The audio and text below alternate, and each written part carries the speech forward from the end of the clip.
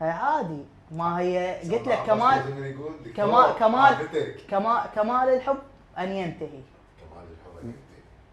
عافت تشوفه مطر بالريح من ضمة شعرها. حسستنا احنا انتهينا. اغنية دي القمصان ودت لي عطرها، والمطر بلل الجام. شلون بالله التكمله ما اعرفها، لان هذا شعر اصلا ما معروف. شعر بس انا متابعه. بس انت متابع. بس زين انت يعني هاي الشعراء اللي متابعهم في اشياء ما اعرفهم يعني، بس انت تعرف. اسمه حيدر من كربل. وصف لي صعبه يعني، ما الثلاث كلمات ما تحتويها. ها؟ يعني 3 كلمات قليله بحقها، لازم اكثر. وصف لنا اياها بدون تحديد كلمات. ليش تحدد نفسك؟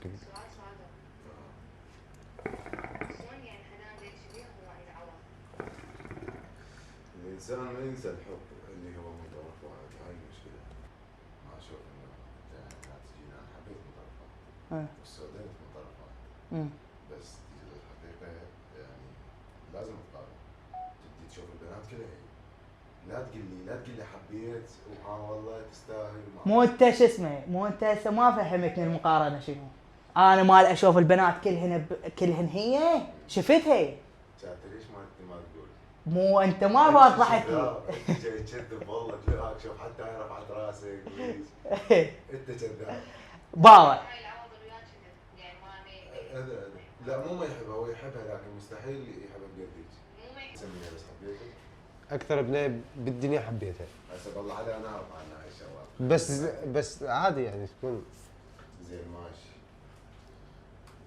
انت غير هسه شوف افكارك من ذكرت. ها؟ رضا صادق. اكتشفت احنا شكو اي رجال بالدنيا مو تعودنا عليك وتبشرني. خلي اقول لك كل شيء عني. انا طيب ما انام من اسمع حكايه تغثني. تشوفي ما حد فهمني. انا يمكن رقم 1 بالحزن بس جاي كابر. الوطن خلص شباب المنطقه وخلانا حاير. استراح وياك جيتك ما احنا من ثقل الشوادر. مو تلم حزن الفواتح والوطن والديره بيه. انا عندي الحب قضيه وحبك الفرصه الاخيره. ودق جرس للشيء بيه. اي انا البنيه اللي حبيتها اكثر وحده. ايه وهي البنيه الوحيده يعني. ايه اجتني باكثر فتره غلط. زين اللي هي فتره انا عايش بتركيا يوان. زين لاجئ. زين فترتها يعني اوضاع البيت متخربطه. زين وهي جاي تطلع حب، بس انا ما جاي يعني ارد لها بنفس الكميه مال الحب هذه مالتها، لانه انا كنت بوقتها فحسيتك انه انت شخص بارد. اي مو الشخص المناسب. وهي كانت تبادر، وهذا شيء غلط مني. انه المفروض انت يعني توضح موقفك صح. يعني تقول لها يا بعد ما انا كبرت واشتغلت وسافرت بغير دوله والامور يعني ما صارت المسؤوليه على البيت، على الدوله اللي انا صارت المسؤوليه علي. صار الغلط صار علي انا، ما احمل اي شخص مسؤوليته. زين فترتها ادركت انه هاي البنيه انا حبيتها وهي حبتني، بس انا ما كنت انطيها هذا الحب الكافي. ليش حبيتها؟ هذا السؤال الوحيد اللي ما اقدر اجاوبه وما اعرف اجاوبه اصلا. ليش حبيتها ورا فوات الاوان؟ ليش؟ اكو نقص خليتها بيه. اللي هو هي صقلت شخصيته اصلا. زين هي علمتنا على الكتابه. كتابه مو هالكتابه العاديه، يعني كل الناس تعرف تكتب، انا من ثالث ابتدائي اعرف اكتب. زين بس احنا دخلنا بعالم النصوص، دخلنا بعالم الادب. كنا كل يومين نحكي عن آلاف الشخصيات.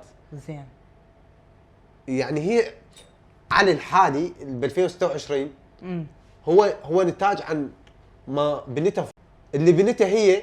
زين هو اللي خلانا انا حاليا قاعد وياك وانا وياك جاي نحكي بالادب والشعر وهاي الاشياء. احنا بعائلتنا ما عندنا بذيك الفتره ما كان اكو اهتمام للادب يعني بين اخواني بيني او اني، يعني ما كان عندي اهتمام. عادي شخص طبيعي، عندي امور اللي اهتم بيها، رسم او اشياء ثانيه، رسم رقمي، بس الادب ما كنا متدخلين بيه ابد او ما كنت اعرف عنه اي شيء. زين بس ايش كتبت لها ورا فوات الاوان؟ لا لحد الان ما كاتب. زين يمتى تكتب لها؟ احس يعني يعني اللي راح اكتبه هو بمثابه اعتذار. زين ليش تعتذر؟ اعتذر عن اللي سويته، انا اذيتها، مو ما تحبني ابد بس انا اذيتها، وهي يعني امراه كلش مثقفه وكلش عقلانيه ومو طايشه. زين مره من المرات اخر فتره حكينا بيها، انا داخل لها فوق الاربع مرات او خمسه. زين انه حتى صار تخرجها وانا ردت ناوي اروح واحنا اصلا ما بيناتنا اي تواصل. زين بس عرفت انه تخرجها تواصلت وياها.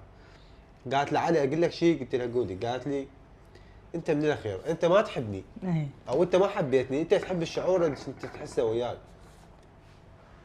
زين يعني امرأة بهذا الفكر وهذا الوعي يعني مو مستحيل باعتذار تقبل. زين ايش راح تسوي؟ يعني مثلا شنو شنو ممكن تقدر تقدم لحتى يعني حتى ترجعون يعني هسه هل هي قاعد أكو- تقول لك شوف ايش قاعد تقول لك؟ قاعد تقول لك انت حبيت الشعور اللي كنت تعيشه وياي. ايه زين فانت غير اكو مثلا اكو فد شيء تسويه الها على مود هي ما تحس انه انت رجعت بس على مود هذا الشعور؟ هي تقول خلاص فات الاوان بشكل او باخر، علي ما يستحق يكون بحياتي. ها هي قالت لك هي. اي هو هذا بصريح العباره. زين وانا صراحه بعد فتره احترمت هذا القرار. يعني مو كل الناس اللي يدخلون بحياتنا او اللي نحبهم او يحبوننا لازم يبقون. مم. كل الناس مصيرهم الرحيل. زين زين زين بيت شعر من سمعت تتذكرها؟ هي كانت تحب حسين المطاري، زين وفترتها كنا نسمع شو اسمه؟ نسيت اسمه. انغام؟ لا يا أنا مو مغنيه. احنا كنا نسمع انغام ايه بس الشاعر كان مو اسماعيل القاطع اللي فترته الشيوعي، عريان سيد خلف. عريان السيد خلف. اي ايه كنا نسمع دائما. زين شو تسمعوا له؟ نسمع له هوايه ما حافظهن انا بس القصائد اسمعهن. كان راح احدد لك. مشكلة عندي ديوان عريان السيد خلف، صدق؟ انا ما اقدر هسه يعني اجيبه أوه، وافتح المواجع. سمير صبيح عنده قصيده، ايه هاي القصيده كلش كاظم جيب المفاتيح مال باب غرفة امه على مود الكتب، واذا كتب جوا جيبهن مال وين جو هي بالغرفة؟ هي بالغرفة اي جيبهن. كنا كلش نحب نسمع سوا. زين منو؟ قصيده لسمير صبيح وهي رحت لها وشفتها. ايه لا انت رحت لها؟ لا ها. ما شفتها. كان هذا امل ايه ان احنا نغذي بيه نفسنا، زين وكان من طرفي كان ممكن يكون حقيقه، لان انا لما رجعت العراق يعني اكثر شخص كنت ناوي اشوفه هي. يعني مو رضا. لا زين موقفك وين رضا؟ العلاسه في قوسين. رضا اول شخص بالعراق يضربني بوري. زين عراقي. تواصلنا احنا معرفته برضا شلون كانت؟ إيه. بالانستغرام اكسبلور. اكسبلور. إيه. شفته بالاكسبلور تواصلنا. صراحه يعني حبيت محتوى يعني عن السماوه وبهالخصوص، فلهذا السبب تواصلنا حكينا عن الكوفيات وهذه انه شلون الناس جايه تتغير والطبقه الجديده بالسماوه اللي مو صار اكو تغيير من 2018 لل 2023 اكو تغيير كبير بالسماوه. زين وحتى هذا التغيير ما زال مستمر يعني. زين اي بس بعد السماوه ما بيها سينما. بعد السماوه ما بيها اي هاي مشكله. كلش زين. إيه. البور اللي رجعني يا رضا، يعني احنا على اساس نلتقي شو وقت لما انا اكون ببغداد بعد ما اطلع من المطار زين ونتريق سوا، لان كانت زين نتريق بالصدريه. الصدريه ورضا كان بالعلاوي، ورضا كان يعني قريب على جراج العلاوي اللي يرجع بيه للسماوه علاوي. قال لي رضا بس اتصل علي وما لك علاقه. انت حاسب غربه انا موجود. اي لا تحس بغربه مو غريب. ابد. خابرته الصبح بعد ما طلعت من المطار، اي كنت متاكد 100% انه هو راح يرد. زين اتصل مره مرتين، قلت يمكن النت ما عنده، خليني اتصل على الرصيد. زين. على الرصيد مره مرتين، لا نايم ربع ساعه واتصل، انا والجناط على الشارع اللي يتعدى بالتاكسي، يمر تاكسي اي وين توصل؟ هنا شو اسمه ما جت براسك القصيده مال محسين؟ البارحه كنت اسمعها تعرف؟ اسكان زين. زين بعدها هم رجعت اتصل وماكو اي رد اي اسف. زين. من بيها ساعه لبيها ساعه تحاول تتصل حلا مو تلقى رضا؟ من 7 زين لل9 زين او ل8:30 زين. يعني هذا وقت كافي. اي رضا ايش طلع العينتين؟ اي من اول اتصال اصلا شايف الاتصال هو تو فاز من النوم سوى له ميوت. احنا تعرفنا بال 2023 شهر اغسطس التاسع. زين انت ما خلقت لها فرصه شيء هاي على مود ترجعون؟ المشكله انه هي الرفض عندها رفض قاطع. لا شلون وين كنت وليش متاخره علي كل هالسنين؟ وليش ما طايفك اجا وفسر صفنتي؟ وليش شلون بعد؟ يا سبب لا هاي مال شو اسمه مال اكرم زوره.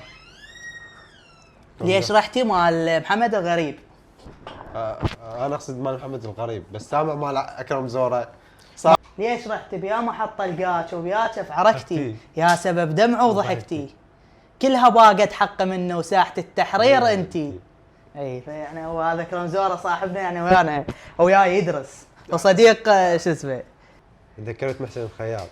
اي محسن الخياط هو كان بذيك الفتره يعني او بذاك الموقف بمثابه شعور انه لا تحس بالغربه. زين. يعني محسن كان ما يحسسك بالغربه؟ ابد. زين. لانه تعرف انت السماوه محدوده. زين. شعراءها محدودين. التطور المعماري بها محدود. حتى الفن احنا يعني بس الشعر بالسماوه مو محدود. الشعراء الموجودين بالسماوه مو محدودين لا يعني عندك عقيل العريض عندك حتى ماشي هو كل بيت اصلا بشاعر بس هل اخذوا حقهم؟ عندك صاحبنا الجديد محمد رشيد بو بس هل اخذوا حقهم؟ السماوه ظلمتهم؟ مو السماوه لا هو اساسا اكو مظلوميه على المجتمع السماوي اجمع. زين. تعرف؟ زين. احنا ما نريد نعيش دور الضحيه بس هذا الواقع. زين. يعني لما تجي الشخص طالع من المستشفى هو جاي يعاني وتقول له ماخذ دور الضحيه فانت غبي. صح. لان هو جاي يعاني. فاحنا يعني بالسماوه عانينا والسماوه اصلا بشكل عام هي كمحافظه بعيدا عن الشعب عانت هواي. صح. ما المفروض تعيش يعني هاي الظروف هاي المعاناه يعني. بس رغم هذا السماوه بيها مبدعين وبيها اكيد طبعا وبيها ناس تحب الحياه. طبعا على الرغم انه السماوه يعني عانت هوايه بس بيها مبدعين بيها الشعراء بس ما يعني هيج بيت شعر المحسن الخياط تحبه كلش يلامسك من كنت بالغربه. بيت شعر المحسن الخياط. انا مشوكه عليك بليل ونهار درت عمرين وياك العمر دار يا مكسر وبثنيه والوقت حار وجهك دار من فيها والكبار مثل الطرق الشايله النار وياك تحتار اغتلع نادي من الاكوار شفت حبيت اشوفك بلكة تغار شفت لاذا الطويله سد الاقصار شفت هرف الدقل شاخ على قنطار شفت الطير الشلوح صفق وطار يا حال طوق حميه وجاه خطار عطشني لا دريت وما دريت صار ما صار عطشنا والمطر يوقع على بيار عطشني انت عطشيت يمتى عطشت انت؟ بالوقت اللي كنت محتاج بيها محتاجها. زين. يمتى تروي نفسك؟ يمتى اروي نفسي؟ يمكن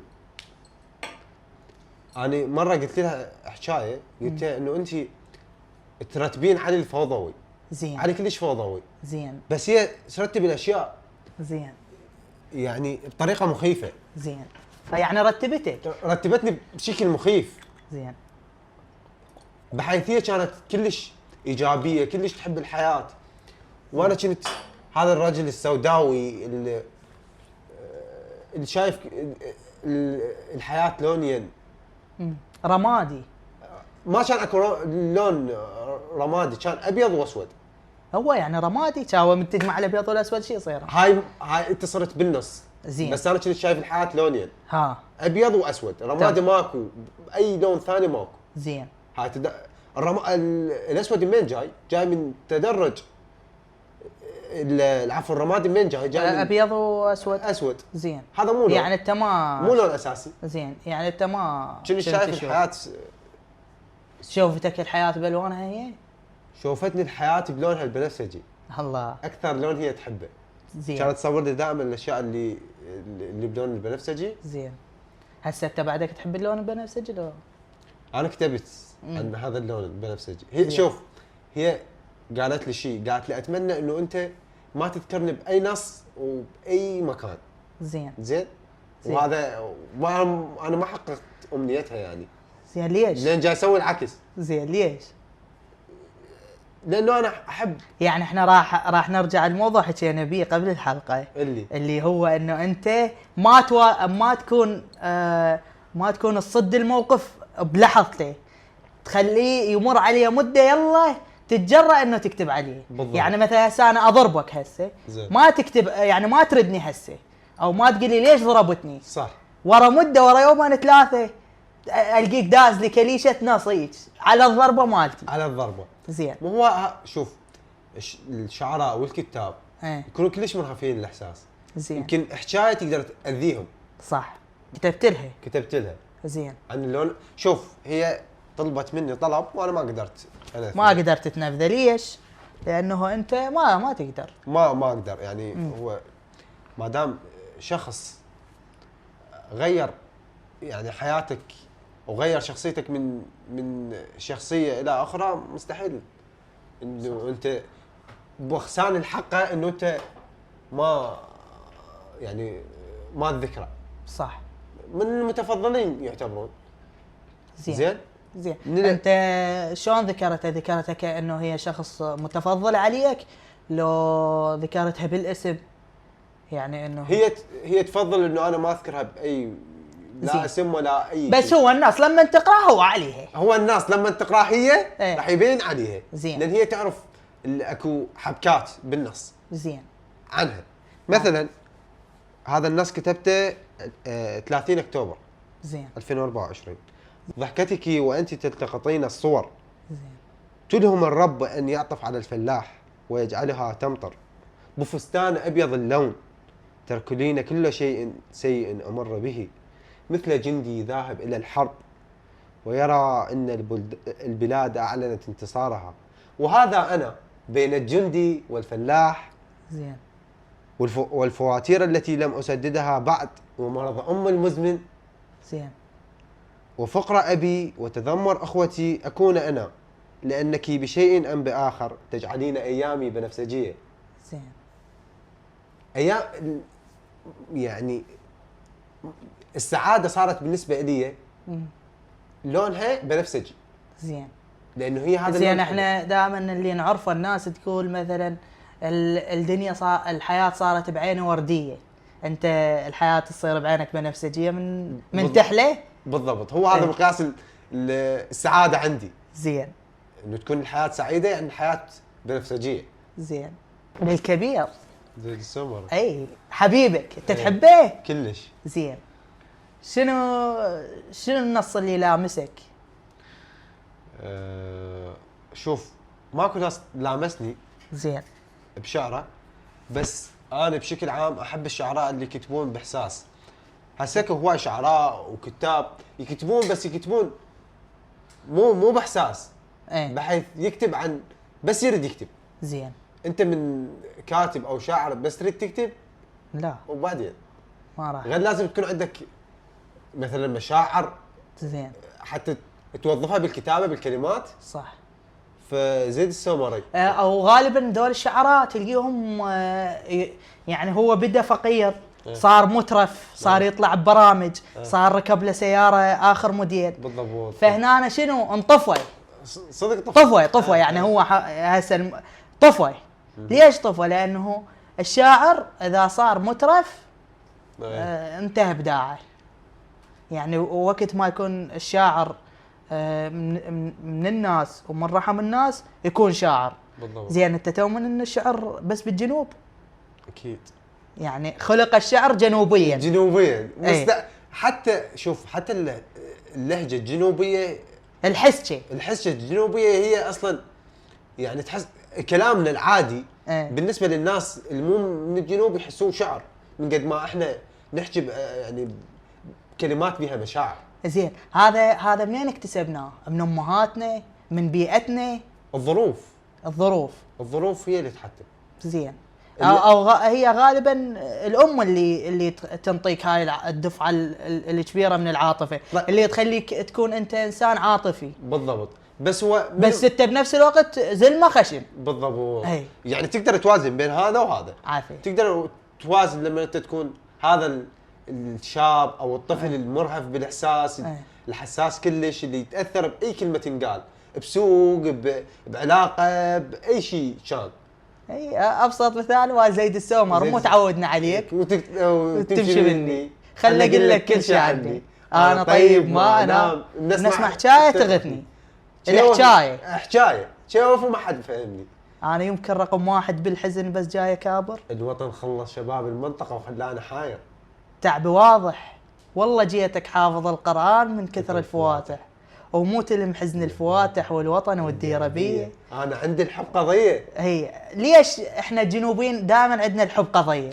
يعني قضايانا دائما تشوفها مثلا قضايا وطن، قضايا امه، قضايا حب، مخلين الحب احنا قضيه عندنا. شوف، لانه احنا كجنوبيين ومن الجنوب، احنا مرينا بهواي نكبات. زين نوفل الصافي شو يقول؟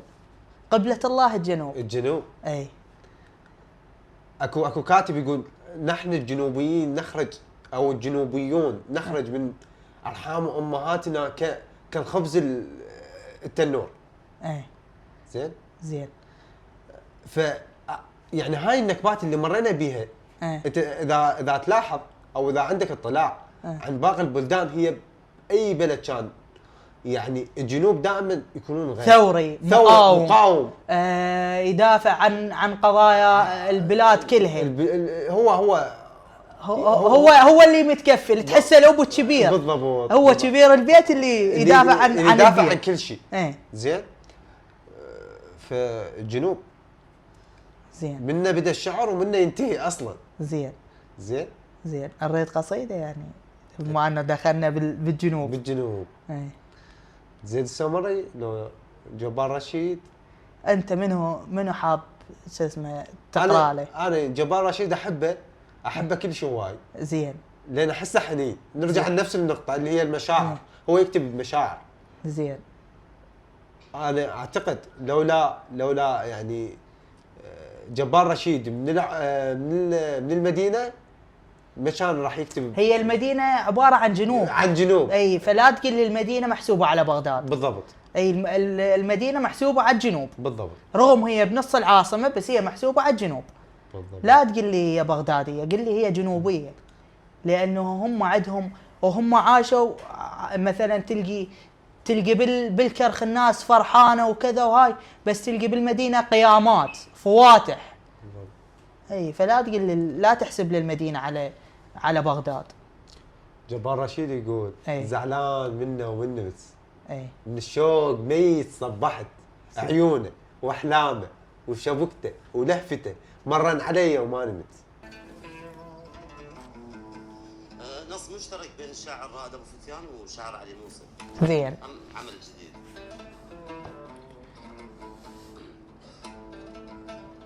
طبعا هذا النص اسمحوا لي شوي احكي عنه، هذا النص بقصه. سامحها القصه؟ اكثر اصدقائي يعرفون انه انا من سافرت السليمانيه بفت 3 اشهر او 4. تغير علي الجو، يعني بديت احتاج صداقاتي وعلاقاتي وناسي. هذاني والله هذاني. طبعا ام ياس موجوده تتذكر هذا الشيء. فصارت عنده مشكله انه كل ما اطلع صديق اروح ازوره.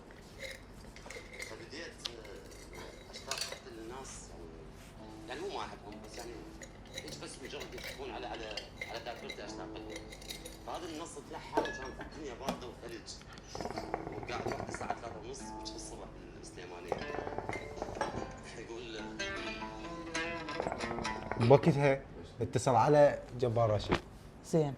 ومن عندها بدت القصيده. وحشه. زين. وغبشة الله بعيدة وقلت أحن حتى على المريضة. زين هسه نرجع ورا ما شويه اخذنا تيست سماعي للغناء. زين عصف وسؤال سريع. من انت؟ اني ما اصنف نفسي وما احب يكون لقب قبل اسمي، لا كاتب لا رسام لا شايتشي. زين. علي ريسان. يمكن هذه الحقيقه الوحيده اللي هي علي ريسان، لانه كل الاشياء قابله للتغيير. زين. ومو بالضروره يعني انت تكتب الكاتب علي ريسان. زين. كثير من الناس يمكن يعني ممكن تقرا النصوص وتشوفني مو كاتب، تشوف عندي اخطاء املائيه. زين. او فكره مستهلكه. صح. فانت ما تقيد نفسك بلقب. ليش؟ لان اللقب يحتم عليك يعني. يعني مثلا اذا قلنا الكاتب فخلاص انت كاتب، المفروض تحتويه الكلهن، ما عندك غلط بهمزه. مو بس هيك، يصير الناس تاخذ عنك صوره نمطيه انه خلاص اي شيء تسويه خارج الفن او خارج الادب زين يعتبر يعني راح تفقد يعني ماهيتك. صح بالضبط.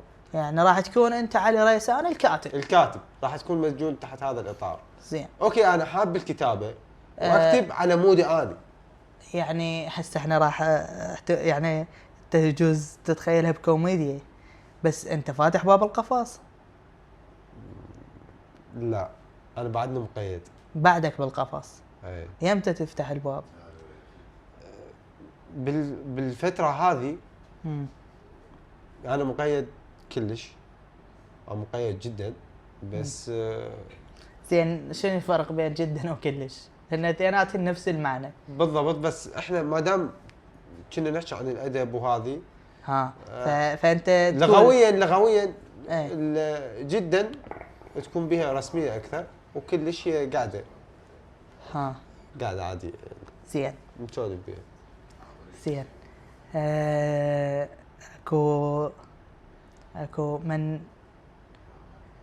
اكو من يتسلق على قضاياه واكو كتاب تسلقوا على قضاياهم. بالضبط. زين انت تسلقت على قضيه، ومن هم الكتاب اللي تسلقوا على القضايا؟ مبدئيا كثير من الكتاب اللي تسلقوا على قضاياهم زين او سوقوا نفسهم على القضيه. زين. صارت ببلدان عربيه كثيره، وصار بالعراق نفس الحاله يعني. يتسلقون على القضيه بدون ما يقدمونها اي شيء، انت القضيه لازم احنا كشعوب احنا نقدم لها، مو هي تقدم لنا. صح. هي احنا لولانا ما كانت قضيه. صح. زين. صح. يعني كثير من الكتاب الفلسطينيين مثلا. زين قضيه فلسطينيه هواي سلقوا عليها. هواي. زين. سلقوا عليها، وما يعني مستحيل قضيه يعني استهلكت من الكتاب او توظفت من الكتاب بقد القضيه الفلسطينيه. زين. انت كتبت على القضيه الفلسطينيه؟ للاسف لا. زين. مؤمن وداعم لهذا داعم لاي شعب فقير، داعم لاي شعب مسكين. اكيد هي قضيتنا بالاول وبالاخير. احنا من كنا صغار نسمع عن فلسطين وانه هي قضيتك. بالضبط. فلازم ما تترك قضيتك وتكون صاحب قضيه. بالضبط. احنا قضيتنا لان احنا نؤمن بها دينيا، عقائديا، كاحرار، كناس. حتى اللي بدون دين هو يؤمن انه فلسطين محتله ولازم تتحرر. بالضبط. اول يوم للسلام اخر يوم للاحتلال. صح. ما انت ما تقدر يعني تعيش ببلد انت تقابله ببرده وهو يقابلك بسلاح، هو يقابلك بدبابه. نفس ما قلت انا يعني لو انتم لو احنا بالعراقي، لو انتم لو احنا. صح. فلازم انه هي ارض وحده، واحنا اهل هاي الارض. اهل هاي الشعب قاوم. الشعب الفلسطيني زين، وانا احب مقاومتهم جدا. زين.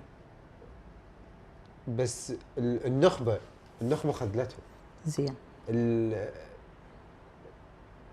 الممثلين عنهم خذلوهم هواي، انباعوا هواي. قلت لك هو وقت ما يكون الكاتب او الشاعر مترف او يحس بالترف راح ينسى هو شنو. بالضبط. راح ينسى اهل اللي هم من مدن مستهلكه، من مدن منكوبه، محتله، من عوائل متعبه يعني.